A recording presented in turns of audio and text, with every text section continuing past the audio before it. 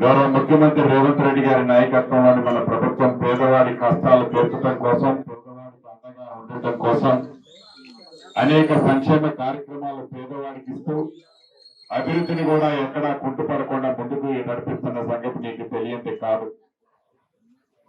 దాంట్లో భాగమే ఏ పేదవాళ్ళకైతే, ఏ గ్రామాల్లోనైతే, ఏ మున్సిపాలిటీలోనైతే మౌలిక వసతులు ఇతరత్ర ఇబ్బందులు ఉన్నాయో వాటిని యుద్ధ ప్రాతిపదిక మీద పరిష్కరించాలనే దిశలో ఈ 99 రోజుల ప్రజల వద్దకు ప్రభుత్వాన్ని పంపించే కార్యక్రమాన్ని ఈ ప్రభుత్వం చేపట్టింది.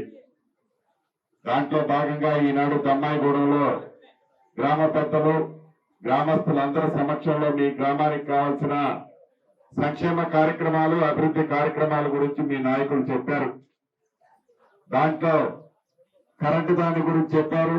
రేపు సాయంత్రానికల్లా కరెంటు సమస్యను పరిష్కారం అవుతుంది. ఇంకా రోడ్లు ఇతరత్ర తను కొన్ని సొంతంగా తన ఎన్నికలప్పుడు వాగ్దానం చేశాడు, నేను చేస్తానన్నాడు, చేస్తాడు. మాటిచ్చాడంటే రాజశేఖర్ అన్న వెనక్కి పోడు, చేస్తాడు. దాంతో పాటు ప్రభుత్వ పక్షాన మీ శాసనసభ్యుడిగా నా పక్షాన్ని కూడా ఈ దమ్మాయిగూడానికి ఏవేవి తన హామీ ఇచ్చారో వాటన్నిటినీ పూర్తి చేసే బాధ్యత నాదే.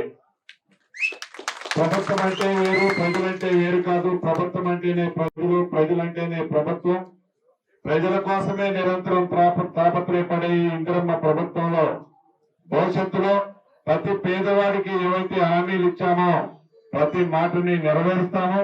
కొన్నిటిని ఇప్పటికే మీ ఇంటికి చేర్చాము. అందుట్లో భాగమే 200 యూనిట్లు ఉచిత కరెంటు ప్రతి పేదవాడింటికి ఇస్తున్నాం.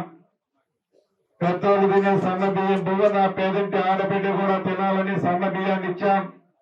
10 సంవత్సరాలు రేషన్ కార్డు లేకపోతే కొత్త రేషన్ కార్డులన్నీ ఇచ్చాం. 10 సంవత్సరాలు పేదవాడి ఆత్మ గౌరవానికి క్షేమంగా ఉన్న ఇల్లు ఇవ్వకపోతే ఈ ప్రభుత్వం వచ్చిన తర్వాత, మీ శాసనసభ్యుడిగా నేను మంత్రి అయిన తర్వాత రాష్ట్ర వ్యాప్తంగా 4.5 లక్షల ఇళ్లు మొదటి విడత ఇచ్చాం.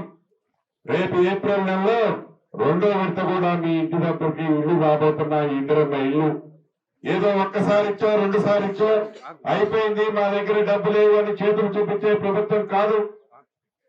ఇది నిరంతరము జరిగే ప్రక్రియ. ఈ రాబోయే 3 సంవత్సరాలు అర్హులైన ప్రతి పేదవాళ్ళకి ఇల్లు ఇస్తామని చెప్పాం. అన్న మాట ప్రకారం రాష్ట్ర వ్యాప్తంగా అర్హులైన పేదవాళ్ళకి ఇందిరమ్మ ఇల్లు ఇచ్చి తీరుతాం.